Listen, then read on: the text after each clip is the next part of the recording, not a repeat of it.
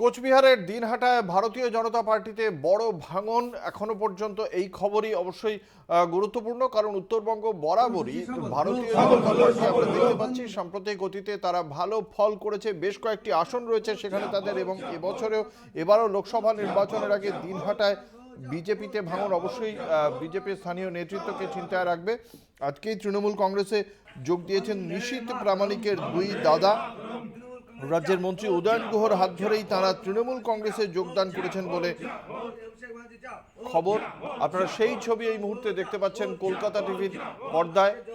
কলকাতা টিভির পর্দায় প্রথম খবর, কেন্দ্রীয় স্বরাষ্ট্র প্রতিমন্ত্রী নিশীথ প্রামাণিক তারই দুই দাদা আজ রাজ্যের মন্ত্রী উদয়ন গুহর হাত ধরে বিজেপি থেকে তৃণমূল কংগ্রেসে যোগদান করেছেন।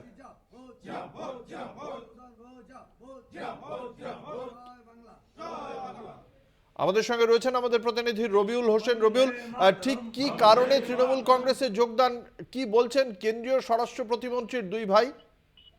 দেখো, আজকে দিনহাটায় উত্তরবঙ্গ উন্নয়ন দপ্তরের মন্ত্রী উদয়ন গুহর হাত ধরে যে দুইজন তৃণমূলে যোগ দিলেন, তাদের নাম যথাক্রমে সুনীল বর্মন ও জগদীশ বর্মন। এই দুইজন তৃণমূলে যোগ দেওয়ার পরেই কিন্তু তারা নিজেদেরকে কেন্দ্রীয় স্বরাষ্ট্র প্রতিমন্ত্রী জ্যাঠতুতো দাদা বলে নিজেদেরকে দাবি করে। যদিও কিন্তু তাদের এই যে দাবি, তার পরিপ্রেক্ষিতে কিন্তু বিজেপির তরফ থেকে কোনো রকম প্রতিক্রিয়া পাওয়া যায়নি, এমনকি কেন্দ্রীয় স্বরাষ্ট্র প্রতিমন্ত্রী নিশীথ প্রামাণিকের তরফ থেকে কোনো রকম প্রতিক্রিয়া পাওয়া যায়নি। তবে তারা নিজেদেরকে কেন্দ্রীয় স্বরাষ্ট্র প্রতিমন্ত্রীর জ্যাঠতুতো দাদা দাবি করে তারা জানায় যে তাদের ভাই, সে নিজে কেন্দ্রীয় স্বরাষ্ট্র প্রতিমন্ত্রী রয়েছে এবং তারা দীর্ঘদিন ধরে বিজেপি করছে। তারপরেও কিন্তু তারা দলগত সুবিধা বা সরকারি যে সমস্ত সুযোগ সুবিধা পাওয়া দরকার কোনোটাই তারা ঠিকঠাক পাচ্ছে না। তার জন্যই কিন্তু একেবারেই তারা বঞ্চিত। আর সেজন্যই কিন্তু তারা ক্ষোভের বশে আজকে কিন্তু তারা তৃণমূলে যোগদান করলেন। এবং আমি আবারও বলছি, তারা নিজেদেরকেই দাবি করেছে যে তারা কেন্দ্রীয় স্বরাষ্ট্র প্রতিমন্ত্রীর দাদা, জ্যাঠতুতো দাদা, কিন্তু এর সপক্ষে বা বিপক্ষে বিজেপি কিন্তু কোনো রকম প্রতিক্রিয়া পাওয়া যায়নি এবং তৃণমূলে একই দাবি করছে তারা কেন্দ্রীয় স্বরাষ্ট্র প্রতিমন্ত্রীর জ্যাঠতুতো দাদা। তারা কেন্দ্রীয় রাজ্য সরকারি কোনো প্রকল্পের সুবিধে পাচ্ছিলেন না। তারা রাজ্য সরকার বা কেন্দ্র সরকার কোনো রকম সুযোগ সুবিধা পাচ্ছিলেন না, এমনটাই কিন্তু তারা দাবি জানাচ্ছেন যে কোনো রকম সুবিধা তারা পাচ্ছিলেন না।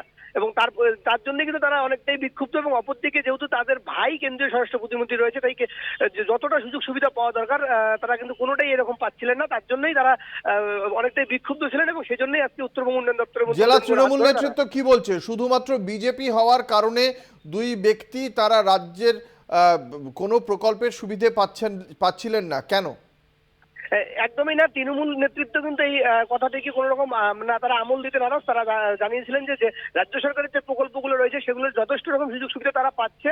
তবে কিন্তু আজকে তৃণমূল নেতৃত্ব সেই প্রকল্পের কথা বলার থেকে কিন্তু বেশি পরিমাণ আমল দিচ্ছে তারা যে কেন্দ্রীয় স্বরাষ্ট্র প্রতিমন্ত্রীর দাদা, সেটাকেই তারা আমল দিচ্ছে। এবং তারা ভ্যাটাগুড়ির মতো জায়গাতে এই নিশীথ প্রামাণিকের দুই দাদা বিজেপি থেকে তৃণমূলে জয়েন করলেন, এই একটা যে খবর তাদের দলীয় কর্মীদের অনেকটা উদ্বুদ্ধ করবে, এটাতেই কিন্তু তৃণমূল কংগ্রেস নেতৃত্ব অনেকটাই তারা কিন্তু আশাবাদী।